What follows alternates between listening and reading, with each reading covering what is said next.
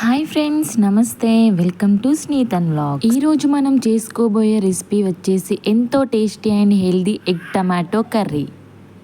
ఒక్కసారి ఇలా నా స్టైల్లో ట్రై చేసి చూడండి, చాలా టేస్టీగా ఉంటుంది.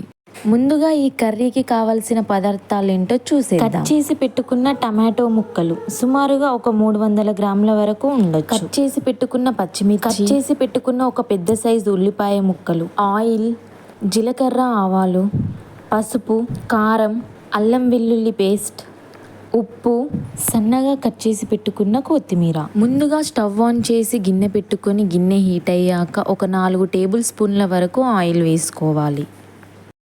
ఆయిల్ హీట్ అయ్యాక ఆవాలు, జీలకర్ర వేసుకోండి. ఆవాలు, జీలకర్ర బాగా వేగాక కట్ చేసి పెట్టుకున్న పచ్చిమిర్చి ముక్కలను యాడ్ చేసుకోండి.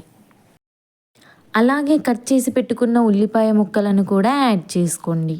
ఉల్లిపాయ, పచ్చిమిర్చి ముక్కలను గోల్డెన్ బ్రౌన్ వచ్చేంత వరకు బాగా వేయించుకోవాలి.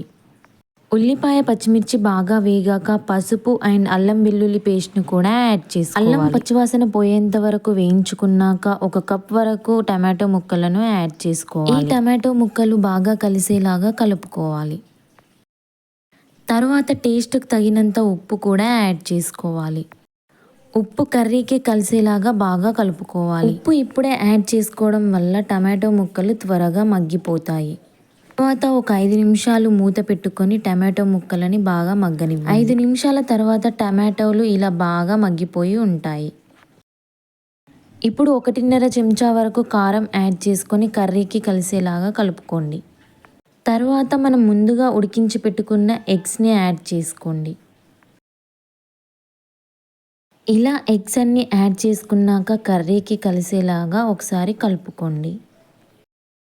ఎగ్స్ వేసుకున్నాక ఒక 2-3 నిమిషాల తర్వాత 1 కప్ వరకు వాటర్ యాడ్ చేసుకోండి. ఒకసారి కర్రీకి వాటర్ మిక్స్ అయ్యేలాగా కలుపుకోండి.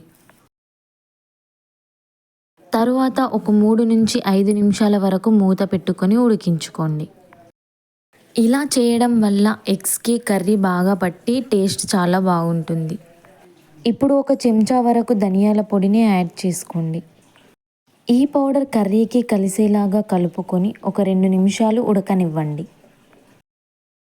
తరువాత కట్ చేసి పెట్టుకున్న కొత్తిమీరని యాడ్ చేసుకోండి. అంతేనండి, ఎంతో tasty and simple egg curry ready. ఇలా ఒకసారి ట్రై చేసి చూడండి, టేస్ట్ చాలా బాగుంటుంది. ఇలాంటి మరిన్ని రెసిపీస్ కోసం మన స్నీతన్ వ్లాగ్స్ని లైక్ అండ్ సబ్స్క్రైబ్ చేసుకోండి.